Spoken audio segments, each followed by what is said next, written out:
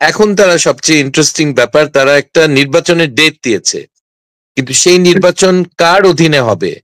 একটা নিরপেক্ষ সরকারের অধীনে হবে? এরা তো নিরপেক্ষ না, এরা দুর্নীতিগ্রস্ত এবং তাদের একটা দলকে পৃষ্ঠপোষকতা করার জন্য তারা ক্ষমতায় আছে। এটা পরিষ্কার, তারা নিরপেক্ষ না। তো একটা সুষ্ঠু নির্বাচন কার আন্ডারে হবে?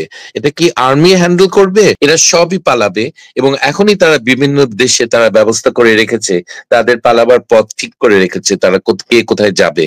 তো আমি এদের এইভাবে মূল্যায়ন করব যে আলিবাবা এন্ড দ্য 40 থিভস সেইভাবে। এবং এনজিও, এতগুলি এনজিও চালাতে পারে, দ্যাটস রিয়েলি ব্রিলিয়ান্ট। কিন্তু এনজিও চালানো, একটা সরকার এর একটা ডিপার্টমেন্ট চালানো একই কথা না। দর্শক আসসালামু আলাইকুম, আপনাদের সাথে আমি আতিকুর রহমান পূর্ণিয়া। আমাদের পূর্ণিয়ার খোঁজ এবং পূর্ণিয়ার ভিউ ফেসবুক পেজ এবং ইউটিউব চ্যানেলে আপনাদেরকে স্বাগত জানাচ্ছি। আমি প্রথমেই জানিয়ে নিই, আজকে আমাদের সঙ্গে আছেন দেশের অন্যতম শিক্ষাবিদ এবং অর্থনীতিবিদ, দেশের বিশিষ্ট অর্থনীতিবিদ, সাবেক অর্থমন্ত্রী, ক্লিন মানুষ রাজনীতির, অকালে মারা যাওয়া আমাদের খুবই সফল অর্থনীতিবিদ এস এম কিবরিয়ার ছেলে, এবং তার নিজের কাজেও তিনি প্রতিষ্ঠিত অর্থনীতিবিদ হিসেবে রেজা কিবরিয়া। রেজা কিবরিয়া, আমাদের দর্শকদের পক্ষ থেকে আপনাকে শুভেচ্ছা এবং স্বাগত জানাচ্ছি। এবং আপনি রাজনীতিতে ছিলেন দীর্ঘ সময়, শিক্ষার সঙ্গে ছিলেন, অর্থনীতির সঙ্গে ছিলেন, তারপর রাজনীতিতে ছিলেন। দেশে এই সরকারের, অন্তর্বর্তীকালীন সরকারের 1 বছর পার হয়ে গেছে। যে বিপুল প্রত্যাশা নিয়ে দেশের লক্ষ কেন কোটি মানুষ রাস্তায় নেমে এসেছিল যে 24-এর পট পরিবর্তনের পর একটা দারুণ কিছু হবে, এই 1টা বছর বা এখন যদি মূল্যায়ন করতে বলি, কেমন দেখলেন, কেমন কেটেছে, এবং এই সরকারকে মূল্যায়ন করতে বললে আপনি কিভাবে করবেন জনাব রেজা কিবরিয়া? আমি বলবো এই সরকার শহীদদের রক্তের সাথে বেইমানি করেছে। আমি শেখ হাসিনার 16 বছরে আমি কিন্তু আশা হারাইনি যে আমার দেশ একদিন এটা উন্নত দেশ হবে, এটা মালয়েশিয়া থাইল্যান্ডের মতো কমপক্ষে হয়ে যাবে 10-15 বছরে। আমি সেই আশা ছিল এরপরের সরকার হাসিনার পরে ভালো কিছু হবে, কিন্তু এই আশাটা এখন ভঙ্গ হয়ে গেছে, সবার আশা ভঙ্গ এই সরকারের কাণ্ড কারখানা দেখে। কিছুটা মানে প্রফেসর মোহাম্মদ ইউনূসের কোনো দোষ নাই এটা যারা বলে, সরি, আমি এটাতে একমত হতে পারি না। এটা আলিবাবা এন্ড দ্য 40 থিভস এ যারা বিশ্বাস করে, আমার কিছু করার নাই। কিন্তু আমি আলিবাবার উপরেও দোষ দিব, তার 40 চোরের উপরে তার নিয়ন্ত্রণ নাই। এটা আপত্তিকর। এই মানুষটা যদি দেশের সরকার প্রধান হয় এবং এত দুর্নীতিগ্রস্ত, অদক্ষ এবং একটা অপদার্থ একটা সরকার আমরা পাবো 12 মাস, এটা খুব দুঃখের বিষয়। পুলিশ হ্যান্ডেল করবে না সিভিল অ্যাডমিনিস্ট্রেশন, এগুলো আমরা কিচ্ছু জানি না। শুধু বলেছে একটা নির্বাচনের ডেট। আমি মনে করি এগুলো সব ফ্রড, এগুলো তারা স্কেজুল মতো কিছুই করবে না। তারা এখনো তাদের দলটাকে গুছিয়ে উঠতে পারেনি, এবং সেটা না করা পর্যন্ত তারা কোনো নির্বাচন দিবে না। যেই দলগুলি জিতে যাওয়ার কথা নির্বাচনে, তারা হয়তো অস্থির হবে, কিন্তু এটা কিছু করার নাই, এরা দিবে না। কিন্তু সেটা এই মুহূর্তে আমার সেটারই আশঙ্কা হচ্ছে যে আওয়ামী লীগের মতো তারা 2018-র মতো তাদের একটা স্টেজড একটা নির্বাচন তারা করবে এবং তাদের দলের লোকদেরকে তারা জিতিয়ে দিবে। আমি এটা কোনো মতে আমি এটা গ্রহণযোগ্য মনে করি না, এবং আমি আশা করি বাংলার মানুষ এটার বিরুদ্ধে দাঁড়াবে। আর এই নির্বাচনটা কার অধীনে হবে তারা বলুক, কারা হ্যান্ডেল করবে, কি প্রক্রিয়ায় হবে, আমি কিচ্ছু জানি না। এরা জাস্ট বলছে নির্বাচন হবে, তা আমি এদের কথা বিশ্বাসও করি না। আমি প্রফেসর মোহাম্মদ ইউনূসের এই এখন এই 12 মাসের কাণ্ড কারখানা দেখে আমি ওনার সম্বন্ধেও আমার ধারণা অনেকটা পাল্টে গেছে। আমি মনে করি যে ওনার যে উনি যে নিজের জন্য যে কাজগুলি করেছেন সেগুলি খুবই আপত্তিকর, এবং সেগুলি সামনের একটা নির্বাচিত সরকার হলে সেগুলি হয়তো রিভার্স করবে, সেগুলো উল্টায় দিবে। মানে আপনি বলছেন যে তার দল বা পছন্দের দল, এটা হয়তো আপনি এনসিপি কে মিন করে বলছেন, বাট এটা কি বাস্তবতা? আমি এনসিপির কথা বলছি, ন্যাশনাল চিলড্রেন্স পার্টি যেটা আমি বলি, আমি তাদের কথাই বলছি। তাদের জন্য মানিক মিয়া অ্যাভিনিউ তারা ছেড়ে দিয়েছে। আপনি খোঁজ করেন কোন দলের মিটিং এর জন্য মানিক মিয়া অ্যাভিনিউ বন্ধ করেছে, আপনি একটু খোঁজ করেন। জামাত চাইলে তারা দিবে? বিএনপি চাইলে দিবে না? সরকার থেকে আপত্তি করবে, হোম মিনিস্ট্রি থেকে অবজেকশন হবে, কিন্তু এদের জন্য, ন্যাশনাল চিলড্রেন্স পার্টির জন্য এটা তারা দিয়েছে। এবং টাকা পয়সা যে খরচ হয়েছে, বিপুল পরিমাণে টাকা পয়সা খরচ হয়েছে, এটা কোথা থেকে পাচ্ছেন? এগুলো গভর্নমেন্ট কন্ট্রাক্ট থেকে, এই এই গ্রুপের দুর্নীতির থেকে পাওয়া যাচ্ছে। এখন এই সমন্বয়কারীরা প্রত্যেকে কোটিপতি হয়ে গেছে। যেই মানুষগুলি পকেটে রিক্সা ভাড়া ছিল না, তারা এখন মার্সিডিজে চলে চড়ে, খুব ভালো কথা, কিন্তু সাধারণ মানুষ জিনিসটা বুঝতে পারছে না, এটা জন্য তারা না ভাবে।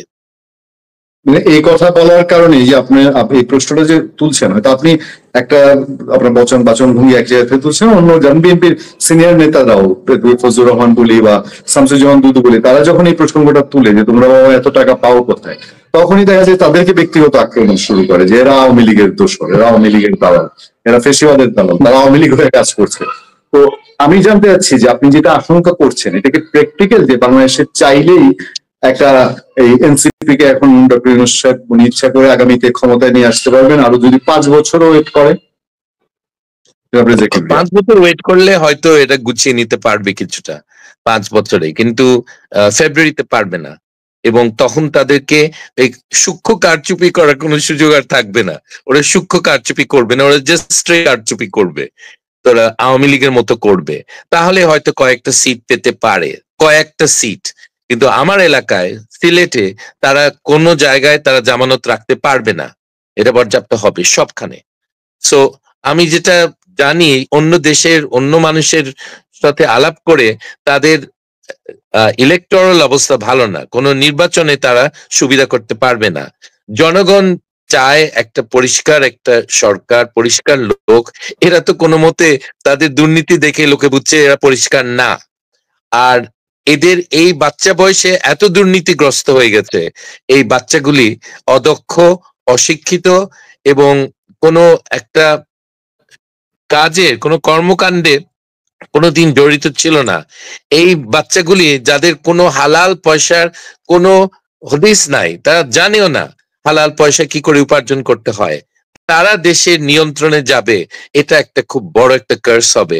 এটা মনে হয় হাসিনার কার্স বাংলাদেশের উপর, যে আমাকে সরিয়েছো, দেখো এখন এমন দুর্নীতিগ্রস্ত লোক আসবে যাদেরকে তোমরা মাথায় তুলেছো, তোমাদের শিক্ষা হয়ে যাবে। হাসিনাই হয়তো এটা চেয়েছে। আচ্ছা, আমি আবারও একটু আগের ব্যাপারে যাই, যে গভর্নমেন্টের 1 বছর উপদেষ্টা পরিষদ নিয়ে শুরুতেই মানুষের একটা কনফিউশন ছিল যে উপদেষ্টা পরিষদ, তখন থেকে কেউ বলতো এটা এনজিও সরকার, অনভিজ্ঞ বা বাচ্চা ছেলেদের নিয়ে করা হয়েছে। আমি এই 1 বছরে উপদেষ্টা পরিষদকে মূল্যায়ন করতে বলি, আপনি কিভাবে করবেন?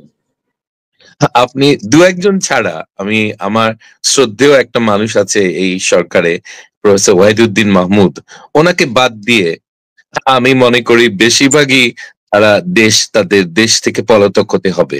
আমার একটা সিম্পল রুল আছে, ক্ষমতায় যান, মন্ত্রী হন, তা এমন কিছু করবেন না যেটার জন্য আপনাকে দেশ ছেড়ে পালাতে হবে আপনারা ক্ষমতা ছাড়ার পর। কিন্তু এরা এই সিম্পল রুলটা ফলো করছে না। I am sorry, it's not.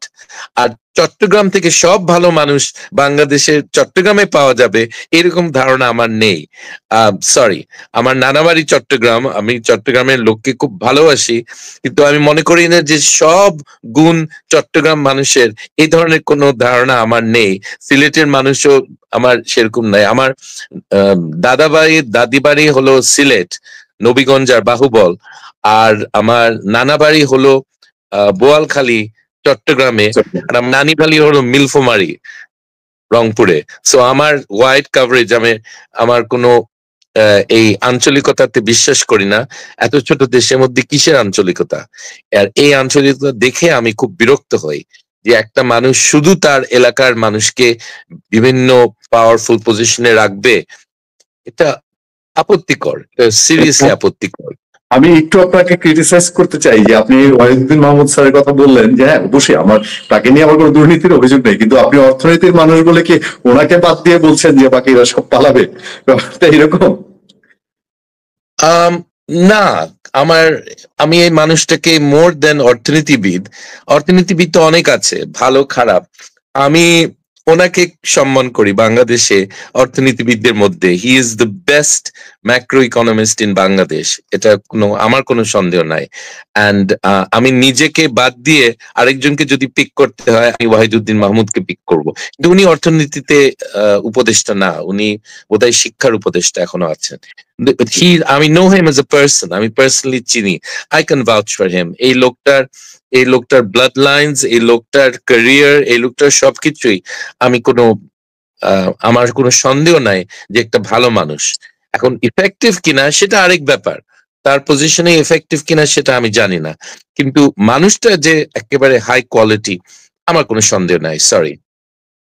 আমি একটা ভিন্ন আরেকটা প্রশ্ন, যে আপনি যেহেতু অর্থনীতির মানুষ, সোজা সাপটা একটু জানতে চাই যে দেশের অর্থনীতি এখন কেমন আছে। আমি কোনো কিছু যোগ করলাম না। অনেকে রিজার্ভ নিয়ে বলছেন বাড়ছে, বা আমেরিকার সঙ্গে বিজনেস এখন ভালো হবে, আবার শুনি যে বোয়িং কিনতে হবে, বন্দর দিয়ে দিতে হবে, করিডোর দিতে হবে। এখন ব্যবসায়ীদের শুনেন, আমাদের সাথে কথা বলে খুব বেশি লাভ নেই। আপনি অর্থনীতিবিদদের সাথে কথা না বলে ব্যবসায়ীদের সাথে কথা বলেন, তারা বলে দেশের অবস্থা ভালো, তাদের ব্যবসার অবস্থা ভালো না, তাদের সাথে আলোচনা করেন। বিনিয়োগকারীরা ভয় পাচ্ছে যে কি জিনিসটা, মানে একটা অস্থিরতার মধ্যে আছে পুরো বিনিয়োগ সেক্টরটা। তারা সামনে কি আছে তারা প্রেডিক্ট করতে পারে না, এবং এই নীতির ফ্রেমওয়ার্ক, এই নীতির অবকাঠামো, অর্থনীতির যে অবকাঠামো, এটা যে পুরোপুরি পাল্টে যাবে না সামনের সরকারের সময় কেউ বলতে পারে না। তো আমি বিনিয়োগ করব একটা বিশ্বাসে যে basic structure of the economy, structure of taxes, structure of the economy আগের মতোই ঠিক থাকবে, এই ভরসায় আমি বিনিয়োগ করতে রাজি আছি। তো বিনিয়োগকারীদের সাথে আপনারা আলাপ করেন। আর রিজার্ভস বাড়ছে, আমার মনে আছে আইএমএফ এ থাকতে একবার আমাদের রিজার্ভস অনেক বেড়ে গেছিল, তখন বোর্ডে আলোচনা হয়েছিল। বাংলাদেশে তো লোকে উৎফুল্ল যে রিজার্ভস বেড়েছে, কি সুখবর, মিষ্টি খাওয়াচ্ছিল একজন আরেকজনকে। আর বোর্ডে তারা দুশ্চিন্তায় ভুগছিল যে রিজার্ভ এত বাড়ছে কেন, তার মানে ইকোনমিটা খুব উইক, কোনো বিনিয়োগ হচ্ছে না বলে ইনভেস্টমেন্ট বাড়ছে। তো তারা একই জিনিস, একই নাম্বারকে তারা অন্যভাবে দেখেছে যে রিজার্ভ বাড়ছে মানে বিনিয়োগ হচ্ছে না, দেশে আমদানি হচ্ছে না, সেই জন্য রিজার্ভ বাড়ছে। তো এটা একটা দুশ্চিন্তার কারণ, এটা খুশির খবর না। যখন আবার ইকোনমি স্ট্রং গ্রোথের দিকে যায় তখন রিজার্ভস কমে যাবে, রিজার্ভের উপরে প্রেশার আসবে, কারণ বিনিয়োগ হচ্ছে বাইরের থেকে, মেশিনারি এবং গুডস এগুলো আমদানি হচ্ছে, তখন রিজার্ভস কমে যাবে। তো এটা আপনারা সাধারণ মানুষ যেভাবে দেখে আপনারা দেখবেন না, এটা অর্থনীতিবিদরা যেভাবে দেখে সেটা দেখবেন। রিজার্ভস বাড়াটা একটা সুখবর না, এটার হলো একটা স্থবির অর্থনীতির লক্ষণ। কে আমি সবশেষে একটা প্রসঙ্গে যাবো, যে আপনি শিক্ষা ছিলেন, অর্থনীতি ছিলেন, তারপর রাজনীতিতে আসলেন। রাজনীতিতে আসার পর অনেক ঘটনা ঘটলো, আমরা দেখলাম। আমি সেই সবার তুলতে চাই না। ভবিষ্যতে কি আবার রাজনীতিতে দেখা যাবে কিনা, এবং একটা আলোচনা আছে মহলে, যে বা মাঠে যদি বলি যে আপনি বিএনপিতে জয়েন করতে চাচ্ছেন বা যাচ্ছেন, এরকম কোন বিষয় আছে কিনা, এটা দিয়ে আমরা আজকে আলোচনা শেষ করতে চাই। এটা এখনো অফিসিয়াল অ্যানাউন্সমেন্ট আমি করতে চাই না, এরকম হতে পারে। আমি প্রথমে রাজনীতিতে ঢুকে আমার অসুবিধা হয়েছিল গণফোরামে, তারপরে গণ অধিকার পরিষদে। আর গণ অধিকার পরিষদের ব্যাপারটা খুব সিম্পল ছিল, আমি মোসাদের সাথে আমি কাজ করব না, সরি। মোসাদ এজেন্ট, যে প্যালেস্টিনিয়ান রাষ্ট্রদূত বলেছে যে লোকটা মোসাদ এজেন্ট, তাদের প্রমাণ আছে, আমি তার সাথে কাজ করতে পারি না। আমি বিদেশে ভালো একটা চাকরি ছেড়ে আসছি, অনেক ভালো চাকরি ছেড়ে আসছি, মানে lakh lakh dollar tax free আমি চাকরি করতাম আইএমএফ এর অ্যাডভাইজার হিসেবে ক্যাম্বোডিয়ান সরকারের সাথে, ক্যাম্বোডিয়ান অর্থমন্ত্রীর আমি অ্যাডভাইজার ছিলাম, আমি উপদেষ্টা ছিলাম, এবং আইএমএফ থেকে আমার বেতন দিত। তো ওই ভালো চাকরি ছেড়ে আমি আসছি দেশে একটা কাজ করার জন্য, আমাকে যেই কাজ করার একটা সুযোগ দেয় আমি অফকোর্স তার সাথে কাজ করতে রাজি হব। আমি দেশের মানুষের জন্য কাজ করতে চাই, যদি আমি সুযোগ পাই, যদি আল্লাহ তাআলা সুযোগ দেয়, আমি খুব খুশি। তার মানে বিএনপিতে জয়েন করার একটা সম্ভাবনা আছে? মনে আছে, অফকোর্স। বাংলাদেশের বিশাল দল, এবং আমি ধানের শেষ প্রতীকে একবার নির্বাচন করেছি আমার এলাকায়, তো এটা খুব শকিং কিছু হবে না।